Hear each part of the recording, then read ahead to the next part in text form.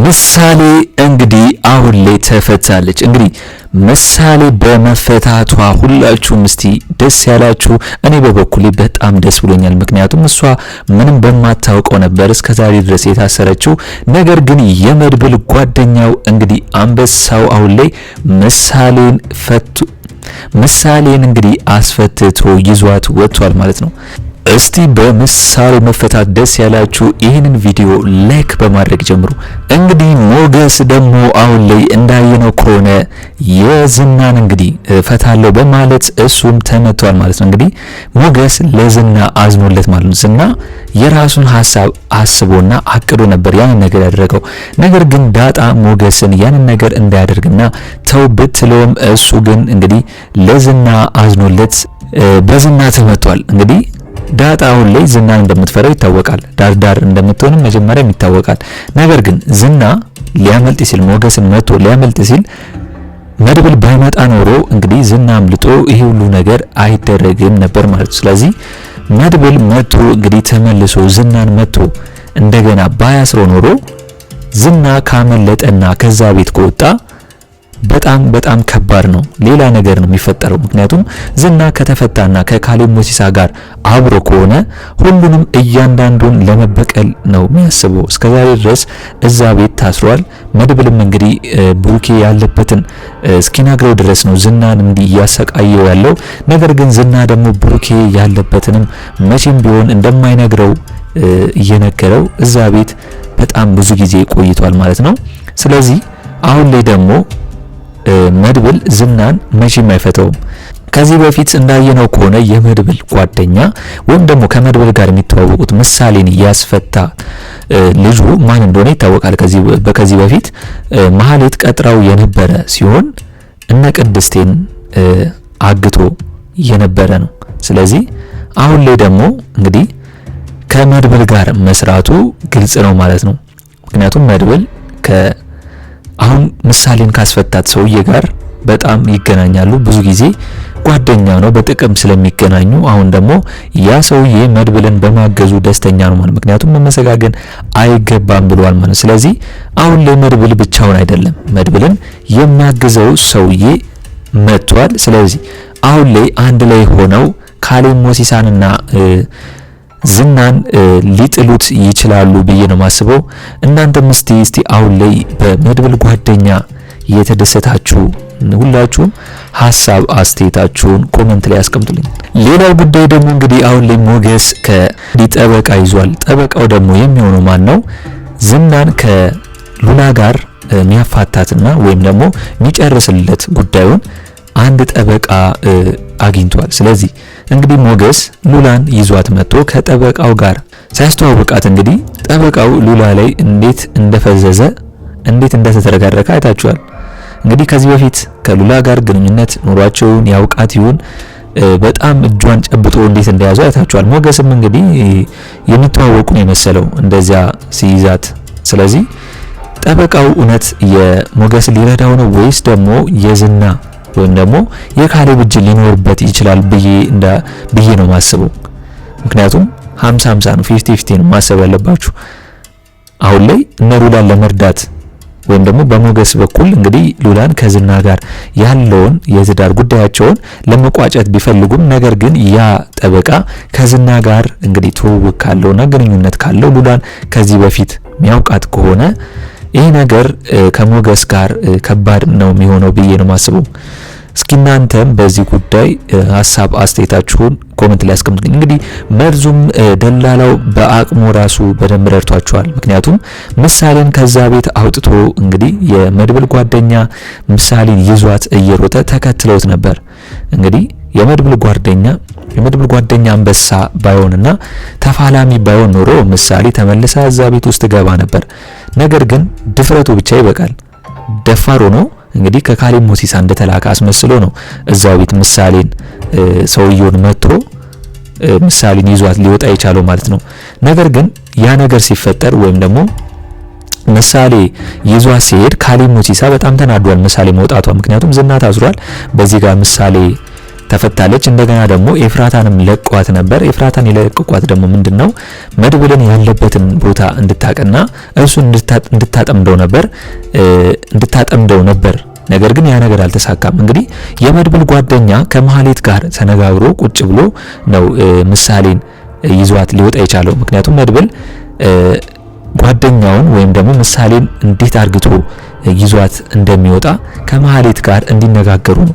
መሀሌት ደግሞ ከዚህ በፊት ከሱ ጋር ስራ ስለሰራችና ስለምታምነው ነው እንግዲህ ጭራሽ መድብልን የሆነ ነገር እንዲያደርግላት የነገረችው ማለት ነው። ነገር ግን ያ ሰውዬ ደግሞ ተቀይሮባት የመድብል ጓደኛ ስለሆነ መድብል ያለውን እንግዲህ መሀሌትን ረስቷት ያንን ነገር አድርጓል ወይም ደግሞ ምሳሌን አስፈትቷታል። ነገር ግን የካሌብ ሞሲሳ ሰዎች ደግሞ አሁን ላይ መሀሌትን መተው እያስጨነቋት ነው። ምክንያቱም ምሳሌ የተፈታችው ባንቺ እንዝላልነት ነው ወይም ደግሞ ምሳሌ ልታመልጥ የቻለችው ወይም ደግሞ ያ ሰውዬ ከመሀሌት ጋር ስላወራ ግንኙነት ስላለው ከዚህ በፊት እሷም ቀጥራ ስላሰራችው ያ ሰውዬሽ ነው ምሳሌን ይዟት የሄደው።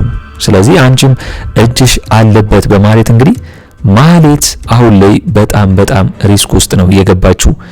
እንግዲህ ካሌብ ሞሲሳ የላከው ሰውዬ ይዟት ሊሄድ ነበር መሀሌትን።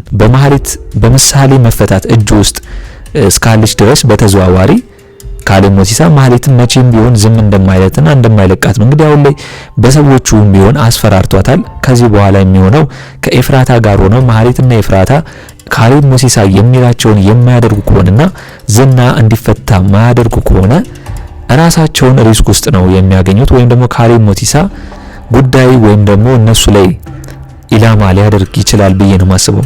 እንግዲህ አሁን ላይ መድብል ለዝና ምሳሌ በመፈታቷ ደስ እንዳለው ለዝና ነግሮታል። እንግዲህ ዝና በጣም የደነገጠው ምክንያቱም ምሳሌ መፈታቷ ለሱ ጥሩ አይሆንም። ምክንያቱም ምሳሌ በመያዟ ነው እሱን ልቀቁት እያለ ያው ካሌብ ሞሲሳ እያስፈራራቸው እንደሆነ ያውቃል። ስለዚህ ምሳሌ ተፈታች ሲለው በጣም ነው የተናደደው። አሁን ላይ በምን መልኩ ማምለጥ እንዳለበት አያውቅም። እንግዲህ ሞገስ ሊፈታው ሲል እሱን ከመታው በኋላና መድብል መጥቶ ደግሞ እንግዲህ ዝናን ሲመታው እንግዲህ ሞባይሉ እንደወደቀበት ይታወቃል። ያንን ሞባይል ደግሞ እንግዲህ ወዴት እንዳደረገው ይታወቃል ዝና። ስለዚህ ወደዛ ስለወረወረው አሁን ላይ እነ መድብልም የለም ማንም የሉም። ዝና እንግዲህ ያንን ሞባይል እየፈለገ ነው ያለው። ያንን ሞባይል ከያዘና ከደወለላቸው ቦታውን ከነገራቸው ዝናን ሊያስለቅቁት ይችላሉ ብዬ ነው የምፈራው። ካልደረሰበት እንግዲህ መድብል መጥቶ ዝና በስልክ ሲያወራ ካልደረሰበት አሁን ላይ ዝና ያንን ሞባይል እንግዲህ ደብቆታል ሁሉም እስከሚወጡለት። ስለዚህ በዛ ሞባይል እንግዲህ ለካሌብ ሞሲሳ ያለበትን አድራሻ ከነገረው ዝና በስተመጨረሻ መውጣቱ ላይ ቀር ይችላል ብዬ ነው ማስበው። እንግዲህ ቅድስት አሁን ላይ ደስ ብሏታል። ምክንያቱም የምሳሌ መፈታትና ብሩክም እንግዲህ ለሷ አደራ ምሳሌን ስላላት በጣም ጨንቋት እንደነበር ይታወቃል። ነገር ግን አሁን ላይ ምሳሌ ተፈታ ወይም ደግሞ መድብል ይዟት ወደ ቤት መምጣቱ በጣም አስደስቷታል ማለት ነው። ቅድስቴ የምሳሌን መፈታትና የምሳሌን ነፃ መውጣት በጣም ብዙ ጊዜ ስትፈልገውና ዝና እንኳን ይፈታና ለምን ምሳሌ አይተፈታም በማለት ብዙ ጊዜ ስትጮ ነበር። ነገር ግን መድብል ደግሞ በጣም ከባድ ሰው እንደሆነና ለሁሉም ነገር ደግሞ መፍትሄ እንደሚያገኝ ይታወቃል። እቅዱ ሁላ ዝና ያኔ ቢፈታ ምሳሌን መቼም እንደማይፈቷትና በሌላ በኩል እሱ በሚያውቃቸው በኩል እንግዲህ ምሳሌን እንዴት አድርጎ ሊያስፈታ እንደቻለ በጣም የሚገርም ነገር ነው የሰራው ማለት ነው። ሞገስ ግን አሁን ላይም ቢሆን ዝናን እስከ መቼ ነው የሚፈራው ነው። በቃ አሁን ላይ መርፈር አለበት እንደ መድብል። ሞገስ አሁን ላይ እንደ መድብል መሆን አለበት። ነገ መድብል ባይኖርና የሆነ ነገር ቢሆን እኮ ሞገስን እንግዲህ ሁሌ እየፈራና ከዝና እየተሳደደ መኖር በጣም ከባድ ነው።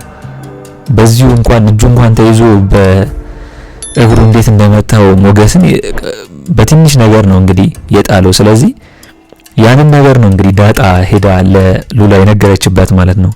ሞገስን ዝና እንዴት አድርግቶ እንደጣለውና እንደገና ደግሞ ራሷ ዳጣ ደግሞ እንግዲህ ዝናን ዘርራ እንደጣለችው በእንጨት ነው እየተናገረች ያለችው።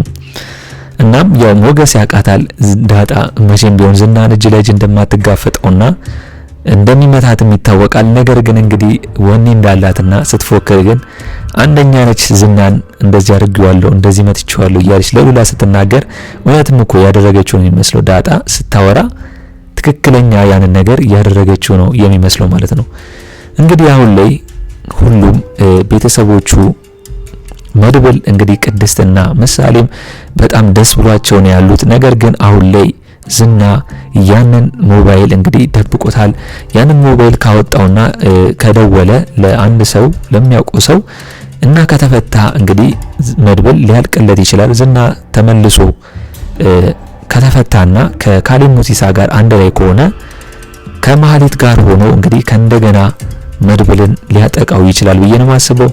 ነገር ግን እንግዲህ ለዛሬው ምሳሌ በመፈታቷ በጣም ደስ ብሎናል። ደስ ያላችሁ ሁላችሁም ሐሳብ አስተያየታችሁን ኮሜንት ላይ ማስቀመጣችሁ እንዳረሱ። እንግዲህ የዛሬው አስተያየቴ ይህንን ይመስል ነበር። በቀጣይ ክፍል እስከምንገናኝ ድረስ መልካም ቆይታ ይሁንላችሁ። ቻው ቻው።